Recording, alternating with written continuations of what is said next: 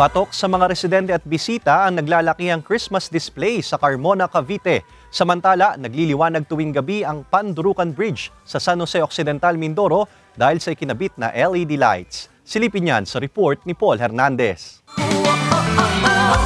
Makulay, nagniningning at talaga namang masarap sa paningin ng mga Christmas installation sa Carmona, Cavite. And for today's video, bida ang mga reindeer, candy canes hanggang sa mga naglalakihang regalo. Ramdam na ramdam ang Pasko sa plaza, kaya nga pamilya at magkakaibigan, todo sa pagpapapicture sa Christmas displays. Mala prinsesa ang dating sa karuwahe ni Cinderella at ang hardin, hitik sa dekorasyon ng naglalakihang bulaklak at LED lights. Nakakamula din siya ng effect kasi nakikita mo yung mga ibang tao na ang saya-saya kasama yung mga pamilya nila. Sobrang ganda, tsaka napaka buhay na buhay, kumbaga.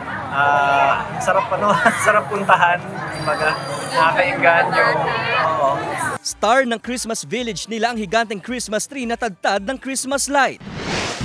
Sa ibang probinsya gaya sa San Jose Occidental, Mindoro, hindi rin tinipid ang Christmas pailaw sa bayan. Ultimo Pandurukan Bridge, pinakislap ng makukulay na LED lights. Kaya ang mga motorista nawiwiling bumagta sa tulay. Agaw pansin kahit mga lamppost lanterns na nakakadagdag ningning sa kalye. Gabi-gabi na yang masisilayan ng mga turista at residente hanggang sa Enero. Paul Hernandez, Balitang Southern Tagalog.